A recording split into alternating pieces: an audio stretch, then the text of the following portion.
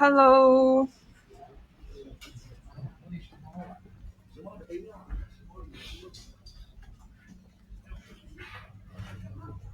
Follow me to the backstage of Headline Buster. Okay. 是把门打开。Okay, she is ready for the show.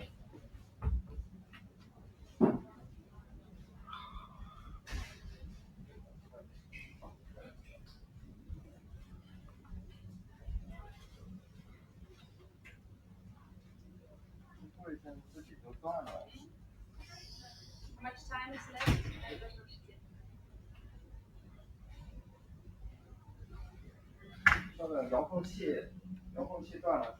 Okay. Show is about to start.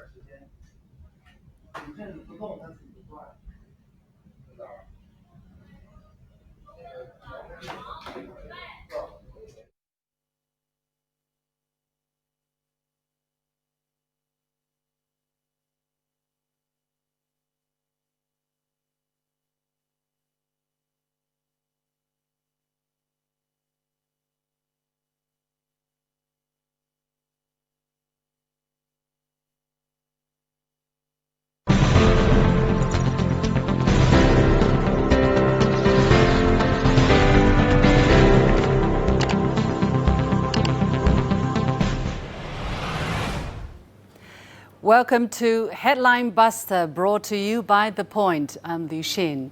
In this series, I'll dissect stories that are making headlines around the world and talk to my guests to compensate for the missing pieces of the puzzle. So join us in real time by sending us your comments or questions via the CGTN page on Twitter, Facebook, YouTube, or Weibo. If you're watching this live on the CGTN application, email us at thepointwithalex@cgtn.com. Let me know what you think. We start our live streaming. Every time I say live streaming, why? We start our live streaming every Friday at 11 a.m. Beijing time. So do get in touch and we just might read out your comments. This week, we're looking at media coverage on the new national security law for Hong Kong, which Chinese lawmakers passed on Tuesday. Are these stories fair or do they present a predetermined conclusion? What's missing from these reports? First, here are some facts. China's top legislature on Tuesday unanimously adopted the new law on safeguarding national security in Hong Kong. Chinese President Xi Jinping signed a presidential order to promulgate the law, which went into effect on June the 30th at 11 p.m., 1 hour before the 23rd anniversary of Hong Kong's return to Chinese rule from the British. Since its introduction at China's annual political meeting in May, the law has been carefully deliberated. The first reading of the law happened between June the 18th and 20th, and the second a week later, starting on June the 28th. Now, with 66 articles and 6 chapters, the law defines 4 categories of offences endangering national security, namely secession, subversion, terrorist activities, and collusion with a foreign country or external elements to endanger national security, and their corresponding penalties, the highest being life imprisonment. According to the new law, the central government shall establish an office for safeguarding national security of the Central People's Government in the Hong Kong SAR. The law stipulates that its purpose is to ensure the resolute, full and faithful implementation of the policy of one country, two systems, and to maintain prosperity and stability in Hong Kong while protecting the lawful rights and interests of residents of the SAR. The law was in response to the widespread unrest which erupted last year, bringing violence and destruction to the city. Many people felt the situation was not sustainable and that something had to be done. Hong Kong SAR Chief Executive Carrie Lam said in a statement about the passage of the law, she says, "I'm confident that after the implementation of the new national security law, the social unrest, which has troubled Hong Kong people for nearly a year, will be eased and stability will be restored, thereby enabling Hong Kong to start anew, focus on economic development and improve people's livelihood." However, concern, even criticism over the new law has been abundant inside and outside Hong Kong. The Hong Kong Bar Association, for instance, said on Wednesday it is gravely concerned with both the contents of the law and the manner of which it is introduced. U.S. Secretary of State Mike Pompeo said Wednesday that the newly enacted law was an affront to all nations and that Washington was taking steps to end special permissions for the Chinese region. UK Prime Minister Boris Johnson said on Tuesday, "We are obviously deeply concerned about the decisions to pass the national security law in Beijing as it affects Hong Kong." But on the ground, the law has been welcomed by many.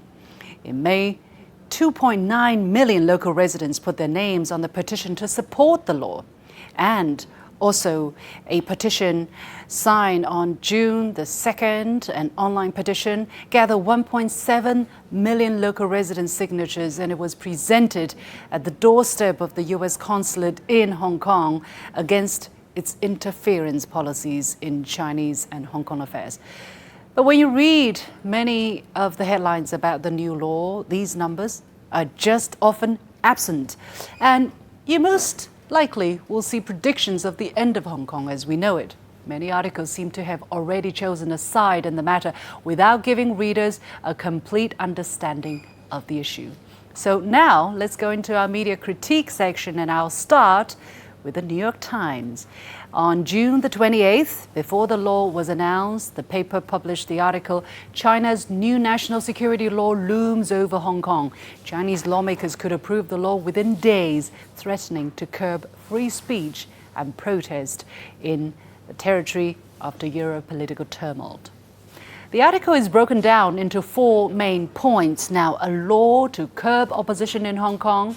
Beijing imposes security agencies. Many residents fear the law. Western governments object.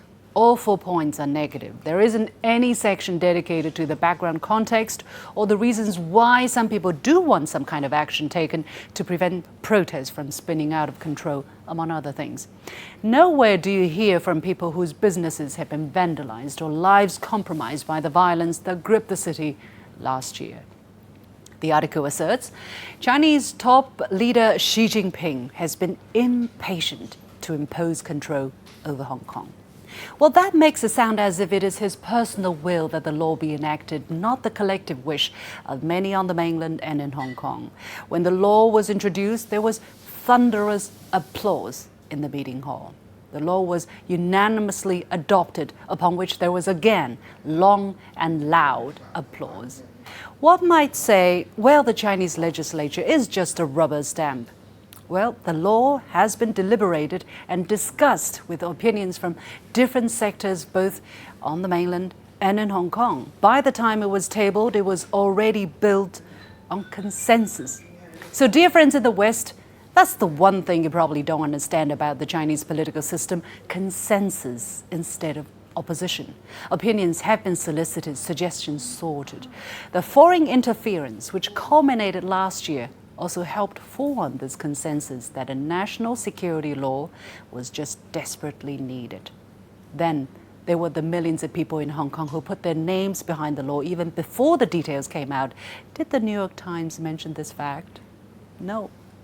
Then, patient or impatient? I would say the Central People's Government has actually been extremely patient, having waited 23 long years for the region to enact its own national security law without avail. Since the second half of last year, violent offenders in Hong Kong were practically provoking the authorities, both the central authorities and the Hong Kong authorities, wishing that Beijing would crack down with force on the movement, which would make it a big scandal. But Beijing held its ground. In this sense, maybe some people would say Beijing has been even a bit too patient. After all, local life was severely disrupted. people's livelihood suffered. By saying Beijing is impatient to impose control over Hong Kong also misses the point. Hong Kong is part of China. It should be under the control of the central government in the first place. The idea that Hong Kong should enjoy some kind of total freedom or autonomy has misled so many to lose sight of political reality, and the New York Times has done little in this article to help put that record straight.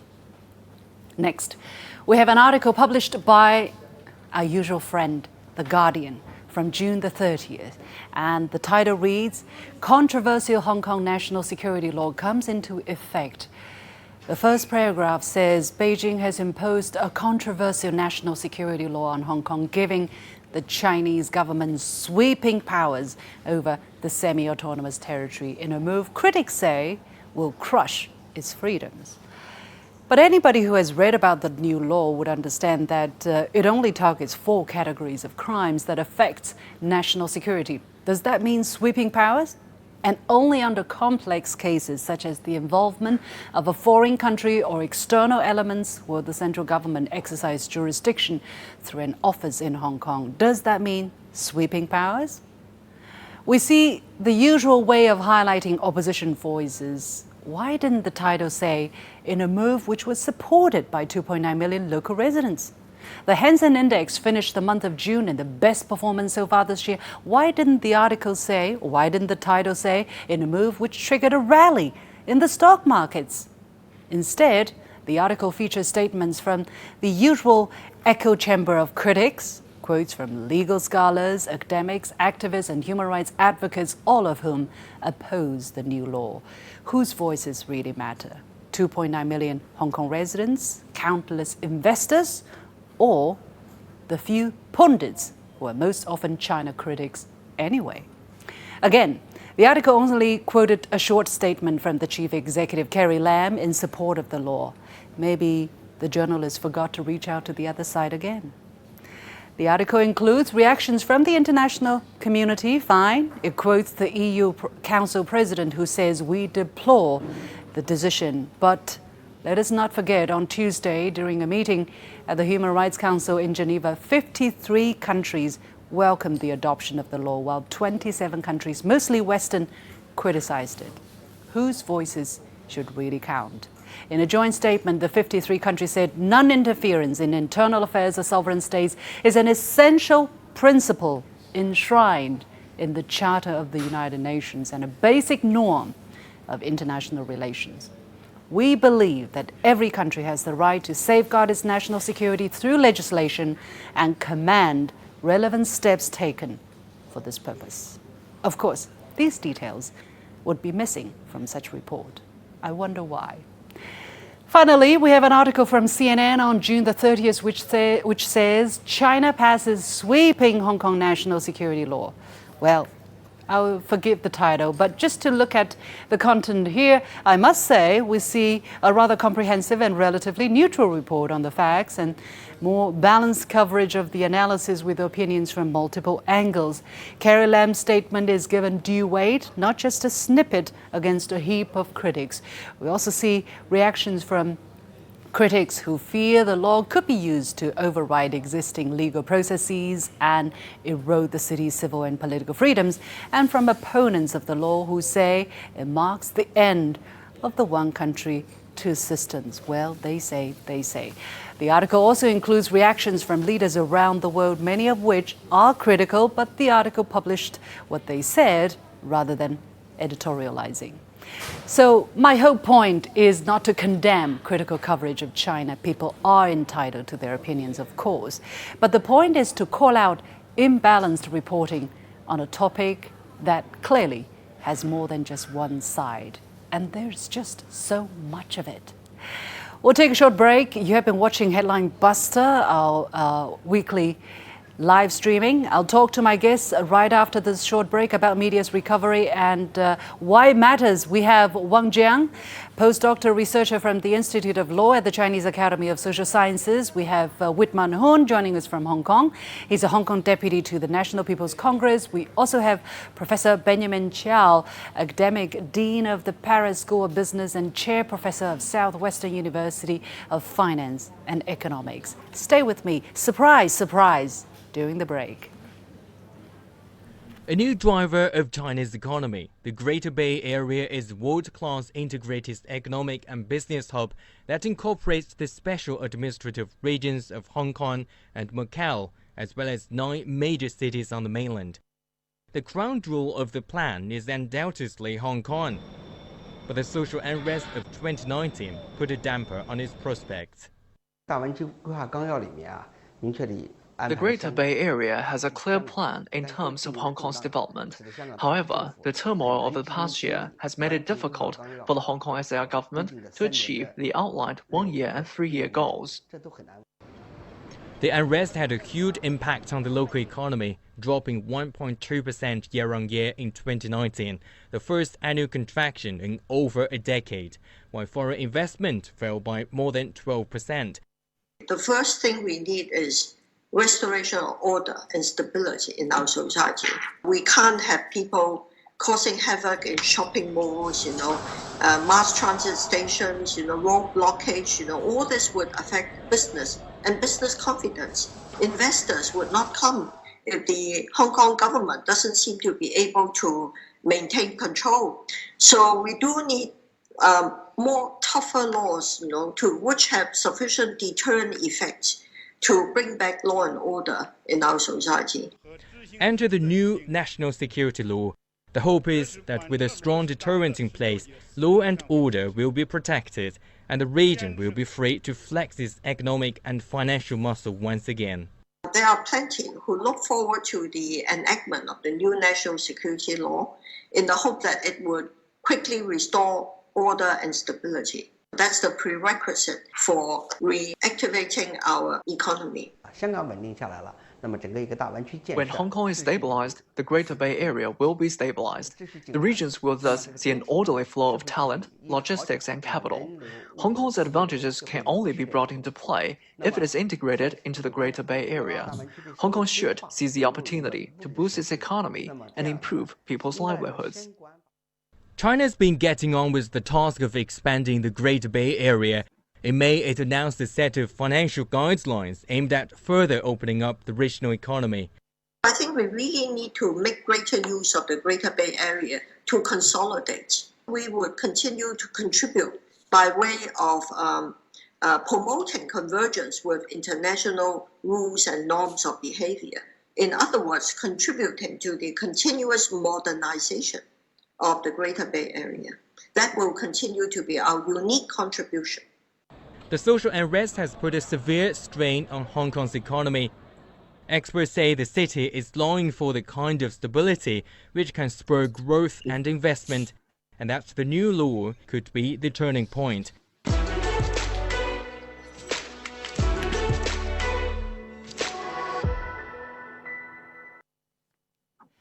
Welcome back to this edition of Headline Buster with me, Lu Xin. Let me welcome our guests. They are Dr. Wang Jiang from the Institute of Law at the Chinese Academy of Social Sciences, Wit Man Hun, Hong Kong deputy to the National People's Congress, and Professor Benjamin Chiao, academic dean of the Paris School of Business and chair professor of Southwestern University of Finance and Economics. Gentlemen, welcome to this edition of Headline Buster. So I was critiquing at least 2 stories, one from New York Times and one from The Guardian, although the CNN story this time I deemed to be rather fair.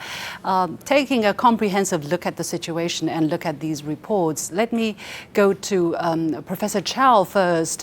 What do you think are some of the biggest factors that are preventing articles or writers and editors of these papers to give a more comprehensive analysis of the different views that are out there? Well, I think vested interests, prejudice, and technologies. Quite to the contrary, with this open internet, there is a phenomenon called a balkanization. Existing beliefs and sometimes wrong beliefs could be reinforced even by very open social media. One cause of that is through big data. Social media is able to fit you, they understand you, fit you what you wanted to believe and see.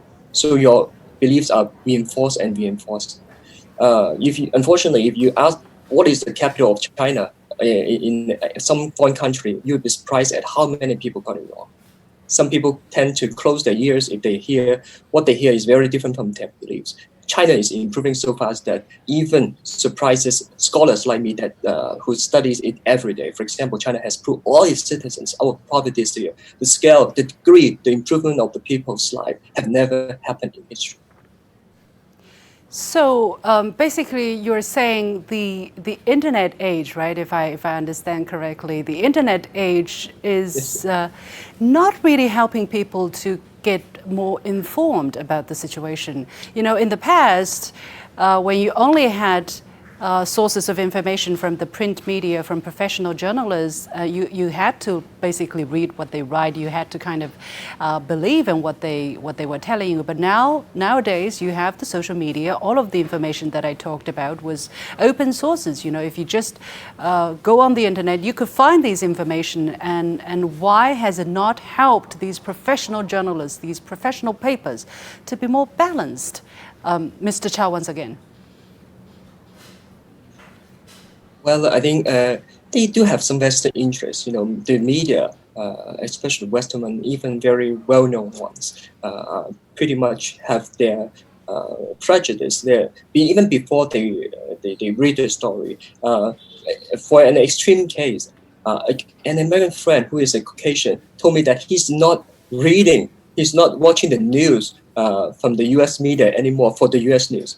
He is actually resorting to CGTN. Honestly, he told me that for the news in the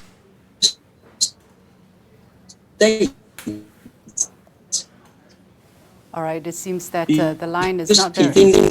Yeah, the line is not very stable. Let me try to get back to you, Professor Chow, in just a moment. Let me go to, let me go to Mr. Horn in Hong Kong. Mr. Horn, you live in Hong Kong. You know what the situation is like, and you also travel around the world. You travel to the mainland. When you are reading these stories, what is striking you the most?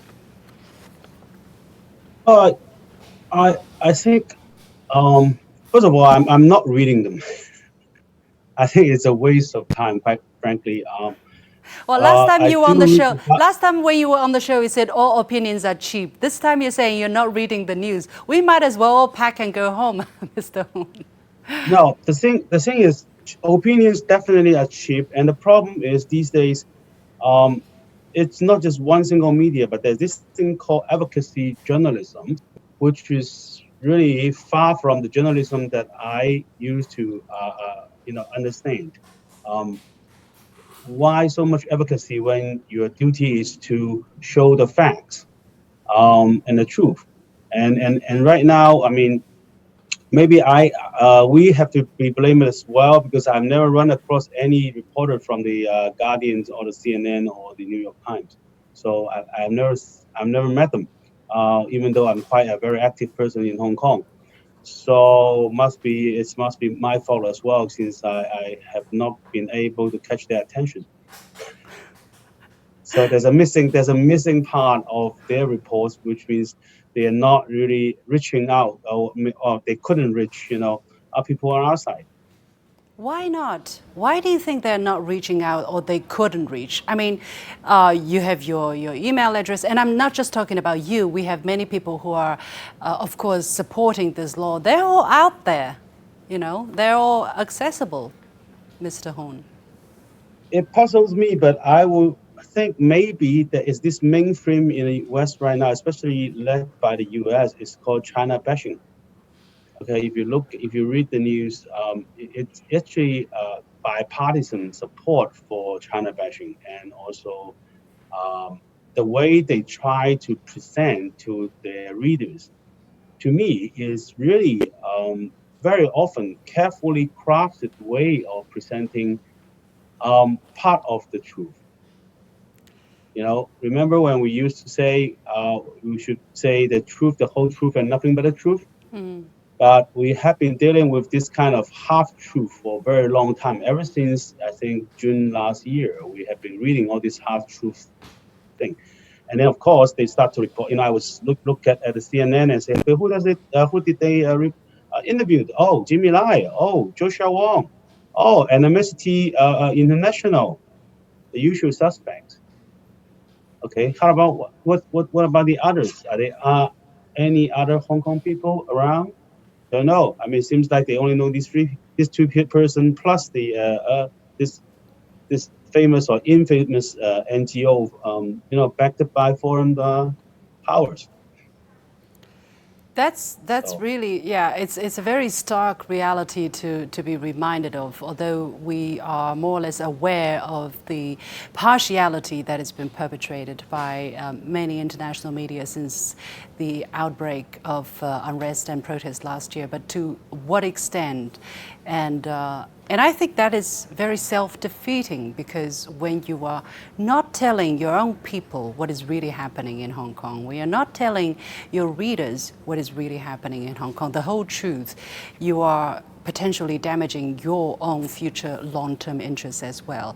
Dr. Wang, what is your take on the kind of deliberate or indeliberate efforts not to tell everything about Hong Kong?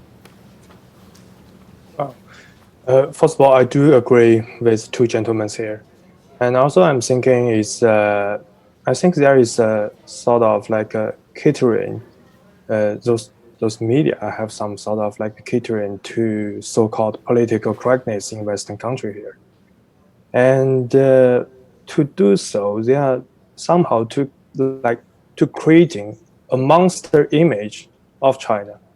It's become of like a part of the opposite side of this political correctness. And that somehow seems like just feeding the imagination of some Western people.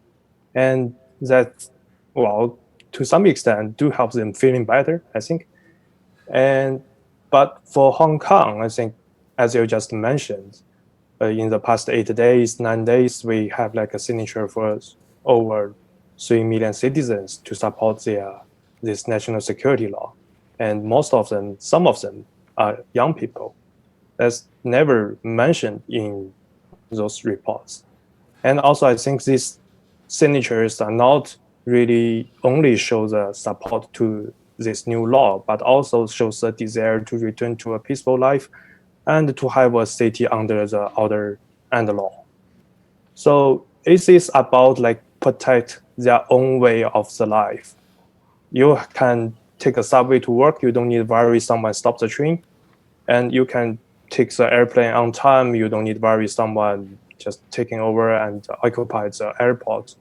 And you can express their support to the police officers, but don't need to worry about someone attacking you or you facing online violence. Right. So Well, I all those understand. things is not covered by, yeah. Well, I understand that this new law really targets 4 crimes that are endangering national security. So, Mr. Hong, help us understand the difference between a crime that disrupts social order, for instance, if you blocks the proper functioning of a subway carriage, versus you're doing this to endanger national security. What is the nuance here? What is the difference?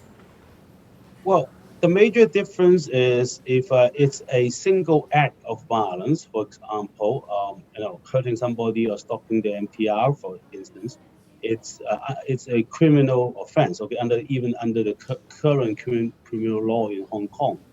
But the new law talks about terrorist activities. I will classify those Occupy Airport and Occupy MTR as terrorist activities because they are doing things in violent or sometimes not so violent, but based on a political objective. Okay, but hurting, innocent people. So that those will be classified as, in my opinion, as terrorist activities, and that will be seriously punished by the new law. Whereas in the past, they will be dealt with on a single basis. I mean, the main strength of this new law, I think, which we like, is number one, is not just the person in the front who are waving sticks and throwing Molotov cocktails, but also the people who help them, aid them, fund them, promoting them. They are also liable to this offense, and then I think that is very important. Well, at the end of the day, whether an act is categorizable as a terrorist act or subversion or secession will be decided by, in most cases, judges that are chosen from Hong Kong, right, instead of being dealt with by the central people's government through the Office for Safeguarding National Security in Hong Kong. So a lot of nuances will have to be debated there, and the law also stipulates that nobody will be presumed guilty before they're proven innocent. So let's take a look at a comment from our online viewers and try to respond to that. Let's take a look at this. So from Ellen Fan, I'm a Hong Konger and I wish to express my unwavering support for the national security law, which protects our interest and gives us back our law and order. Professor, and okay, it goes on, our government is not accountable to any foreign countries whose only intention for interfering in our own affairs is causing chaos and breaking up our country. Yeah, all right. A very strong, very clear message there in support of the law. Professor Chow, how do you look at the sentiments of these people? As I said, 2.9 million Hong Kong people gave their names, put their names behind this law, and yet for a lot of people in the West, politicians or media, it seems that their voices just are not important, or somehow is skeptical whether they truly support this law or not. I think it potentially reflects a lot of narrow-mindedness, or even at some point brainwashing of some education. On my Facebook, actually, I have an argument with a friend, close friend, saying that 53 countries supporting China is nothing. And he showed me the list of countries. And I go on to say to him that, are these countries not countries? Yeah. So, you see, so there is this national law is being decided and promulgated through a very deliberate process. Although it might not be the single way, very the same as the other dominant Western way to enact such law, but it is a deliberate process. It's not just a decision from a few days, not from one person. Well, you look at the paradigms. Yeah. Yeah. Let's not forget the United States has 100 also national security legislations. China has a long way to go. Exactly. Compared with that, and exactly, it doesn't prevent London and Tokyo and New York becoming the international financial center. They have their laws, national security laws. And they never cared. They never asked whether countries in the world endorse them or not, right? There is never a vote whether the United States national security law is good or bad. Mr. Wang, why? How come on China, on the Hong Kong issue, we need to have a vote of confidence, of a vote of approval? Well, I been found there is a sort of like a gap between the developed country and the developing country here. So as you mentioned, some countries as like choosing sides. I think it's just reflects the question of between the developed and developing country. We have different understanding about the national security, the human rights. But for historical reason and other ideological reasons, I think it's just normal. It's calm. But that's not the excuse you can use to interfere other countries' internal affairs. Yeah, and it's very interesting, and it's not highlighted in many of these reports. The 53 countries that are supporting China's legislation are mostly developing countries that suffered under colonization, whereas the 28 countries who are opposed to the national security legislation are mostly Western countries and mostly former colonizers. What does that say about the kind kind of divide, about the kind of conflict that's reflected underneath the underneath all the controversy surrounding this new law. Mr. Hong. Well, I think just a clear demonstration of hypocrisy and double standards, which is nothing new to us. Okay, they have they're used to different levels of human rights. Ones that they like, and the other ones they do not ignore. It's nothing new, and it's nothing we can do about it. However, I do think maybe this new law does hurt the interests of some of these Western countries, which is why they are so upset. I just read the news yesterday where the U.S. there was, because of a change of personnel, there was stopping of a $2 million US funding to support some of the activities in Hong Kong, including some cyber security activities. Now, that demonstrates there's a further proof there are a lot of foreign power, money, activities, plans, plots, everything that was behind a lot of the social unrest in Hong Kong for the past year. And now, precisely, with the and new precisely, law, maybe and precisely they why cannot this do that anymore. precisely what this new law is needed, right? Because there are these foreign money that has been pumped into Hong Kong. I advise people. Putting a burglar alarm in my house may rightly impose a to impose a threat to the interest of burglars. So that's quite a telling metaphor. Okay, I just have enough time to put in a last comment. This time, let's see whether this person is in support of the new law or not. And from Michael Monguia, does that mean they're going to give all their protesters life in prison? Okay, Mr. Chow, can you take such comments seriously?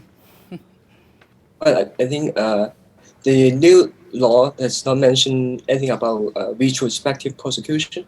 So if you are abide by the law from now on, you will not be prosecuted. Okay. Yeah, and okay, yeah.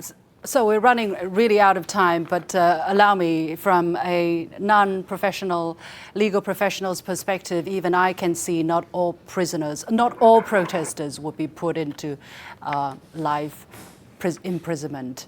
This is just common sense, isn't it? I mean, unfortunately, we don't have the time to go on with this discussion. Many thanks to Dr. Wang Jiang, many thanks to Whitman Hon, and many thanks to Benjamin Chow for having joined us on this Headline Buster. And with that, we come to the end of this special edition of The Point with me, Liu Xin, our Friday weekly routine Headline Buster. Thanks for having followed us. I'll continue to interact with some of you online if you're still there, and I'll try to read some of the comments that you have left. Meanwhile, thank you for having followed us. I'll see you next Friday at the same time. Thank you. Thank you. Thank you. Thank you.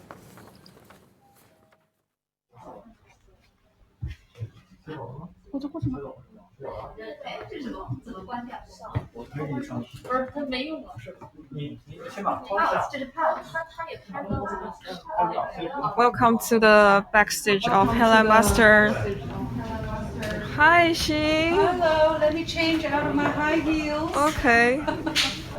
Standing on high heels for 30 minutes is not an easy job. Yes, it was a little hard. Yeah. So what have we got? Yeah, we have some comments right here. We have some comments? Yes. All right. How did it go? 489 people watching at the same time. Where can I read the comments? 110 thumbs up, not bad, versus 18 thumbs down. So I would say it's a 10 versus 1 ratio of people who gave me a vote of confidence. I really appreciate that. Yeah. So here are the comments. All right. Okay. Trolls. There's some people who are saying I'm cute. Thank you. All right. Some trolls. There's so much love going on there. Okay. Thank you for the excellent news report. Liu Xin is the goddess of justice. I'm not. I just try to do a good job. Wear pink next time. For being loyal to my country. Well, I am loyal to the country, but not to the point that I'm blind to truth and common sense and justice. I mean, my country is not perfect, right?